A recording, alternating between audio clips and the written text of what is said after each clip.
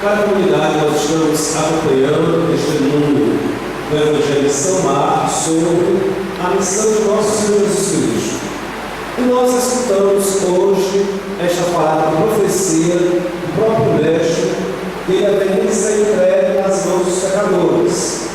Mas nosso Senhor utiliza para si um título. Que título é esse? O Filho do Homem vai ser entregue nas mãos dos homens. E que Filho do Homem é este que tanto nosso Senhor fala?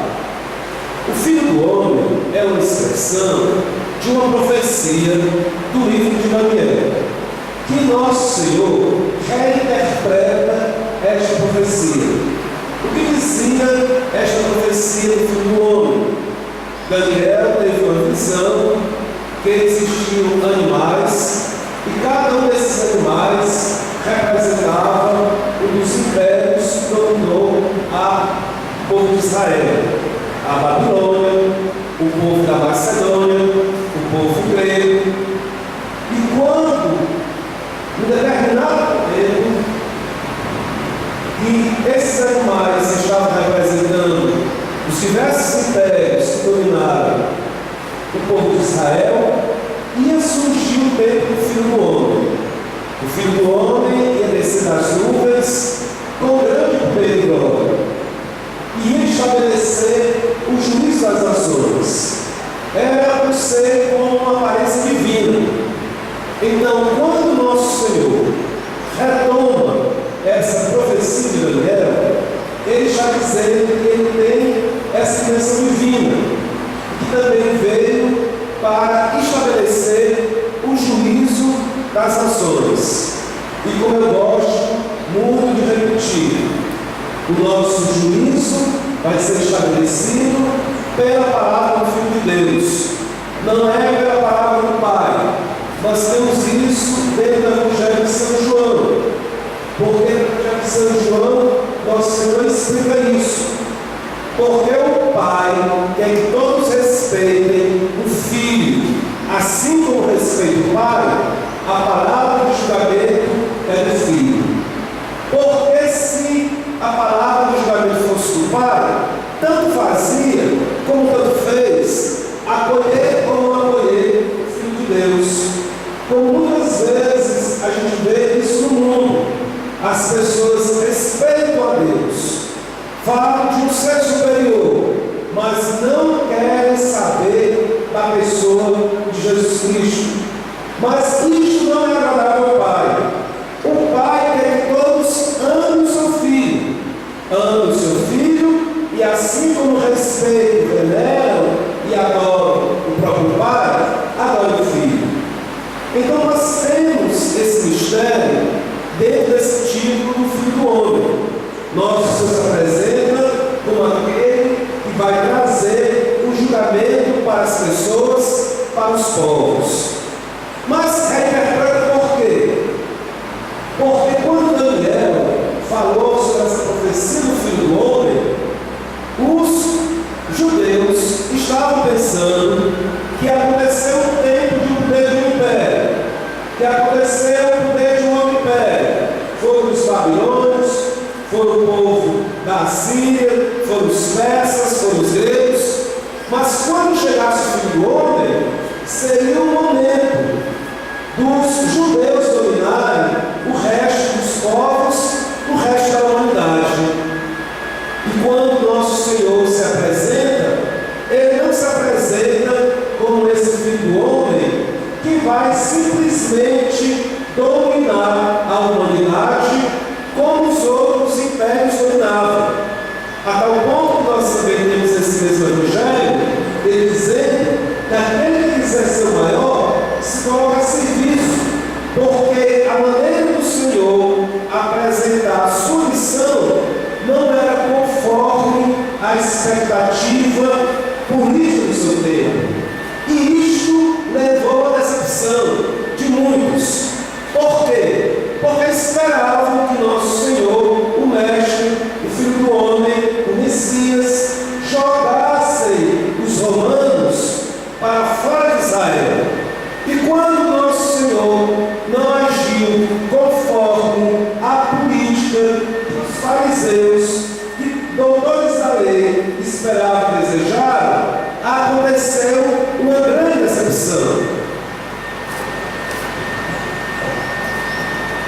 Aconteceu uma grande decepção, a tal ponto que nós podemos encontrar nessa decepção, nesta incompreensão da missão do Mestre, uma das causas que levaram nosso Senhor a ser entregue nas mãos dos homens, por causa de uma decepção política que o Mestre não correspondeu como os fariseus desejavam. Ele foi entregue na mão dos grandes do mundo, de Pôncio Pilatos, para ser julgado. Mas nosso Senhor, então, na profecia diz: o Filho do Homem vai ser entregue na mão dos homens. E é muito estranho a gente poder entender ou querer captar isso que nosso Senhor estava falando, porque ele estava fazendo bem, tinha deixado a sua própria casa, a sua própria família, para viver totalmente desapegado, de uma maneira pobre, totalmente entregue à causa do Pai, de uma forma santa, ensinando ao povo, acolhendo os mais simples, os mais pobres, fazendo curas, expulsando o mal, expulsando o demônio, mas com todos os sinais que o Mestre fazia, não era suficiente que esses mesmos homens percebessem que ali havia um grande sinal da vontade de Deus, um grande sinal do projeto de Deus, um grande sinal que era o seu próprio Filho. Então, nós muitas vezes ficamos assim, pasmos, com a nossa pureza de coração, com a pureza do coração da humanidade, que rejeita diante de si os planos de Deus, que é para o nosso próprio bem e para nos salvar. Temos também a profecia do Mestre, que é depois de 3 dias haveria de ressuscitar. E nós podemos nos perguntar, por que esses 3 dias? Por que ele não ressuscitava logo, de uma hora para outra, morreu, ressuscitou? Por que tinha que ser 3 dias? Por que não foram 4? Por que não foram mais? Então nós vemos também aqui uma vontade de Deus sobre esse tempo que o Cristo se mantém morto. E pelo mistério da fé que a igreja anuncia, nesse tempo que o Senhor permanece morto, na verdade o Senhor desce à mansão dos mortos para retirar os mortos daquela situação e conduzir a vida. Nós vemos que mesmo na morte visível do corpo físico de nosso Senhor, a ação de nosso Senhor se fazia acontecer. E o que é mais belo ainda, ele não só retirou os mortos da mansão dos mortos, mas venceu a morte. E o Senhor, ressuscitando no 3º dia, ele vence a morte para nunca mais morrer e comunicar a todos nós essa ressurreição, essa vida nova, essa vida eterna. Não existe esse negócio de reencarnar. Isso é uma grande mentira, que é vendido através de diversas experiências ditas religiosas, que não é experiência religiosa. Me permita, às vezes as pessoas que são da macumba ou da umbanda, do seu tempo, dizem que é a religião deles. Não é religião. Porque o que significa religião? Religião é religar com Deus. É a pessoa ser religada com Deus. E nós só podemos ser religados com Deus na verdade.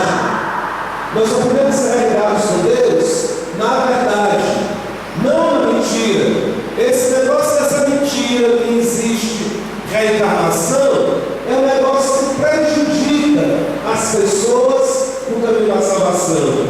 Então nós temos esta vida aqui, e esta vida nós haveremos de prestar contas a Deus daquilo de bom que fizemos e daquilo de bom que nós não fizemos. profecia, uma consciência do mestre sobre a sua missão.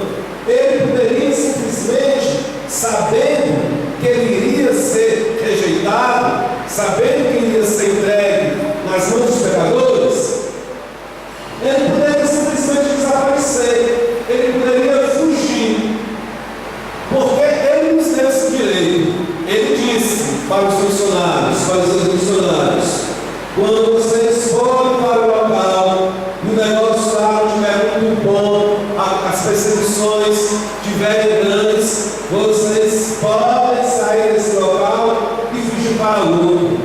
Nosso Senhor, Ele nos deu esse direito, mas Ele não usou esse direito.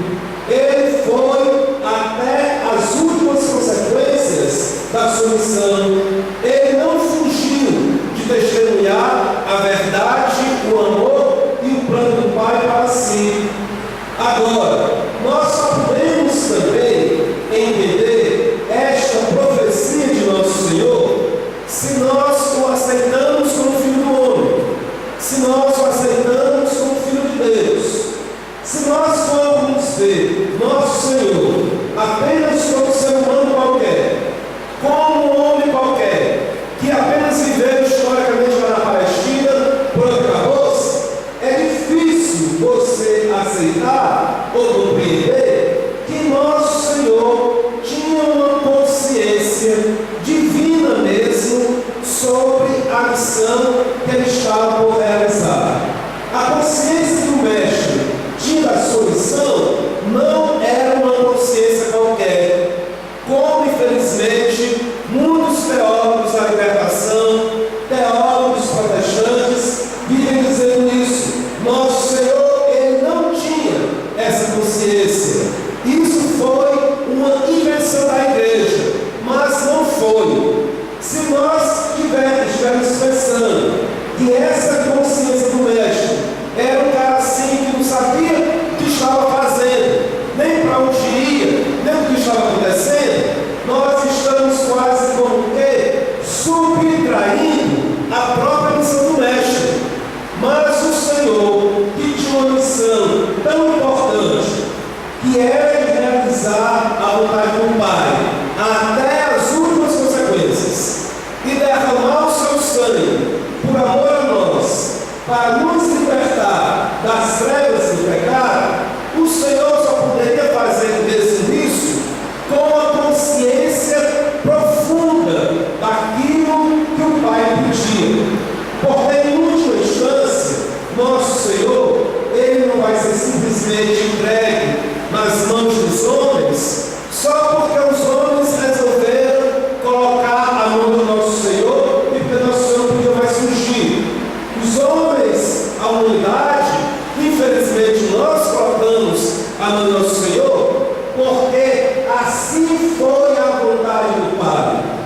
Nós não podemos também entender esta entrega se nós não entendemos o plano do Pai que leva o seu Filho mesmo, como na profecia de Isaías, o servo sofredor, capítulo 53, levou o seu filho como ovelha ao matadouro. Foi vontade do Pai. Agora nós podemos nos perguntar muitas e muitas coisas, mas por que dessa forma? Não porque dessa maneira. O importante é que nós estamos diante da sabedoria divina que quer rasgar para nós os céus e revelar para todos nós o quanto Deus nos ama. Nós não precisamos ir muito longe, não. Todos nós, nas nossas cruzes e nos nossos calvários, nós só temos condições de fato de carregar a nossa cruz com sentido e dando sentido a esse sofrimento, olhando para a cruz de Cristo. Porque é exatamente porque Cristo aceitou ser entregue nas mãos dos homens e sofreu o que sofreu, é que Ele pode consolar a cada um de nós nas mais diferentes, nas mais diversas situações e sofrimentos que nós podemos nos encontrar. Mas podemos nos encontrar em qualquer situação, por maior que seja o sofrimento,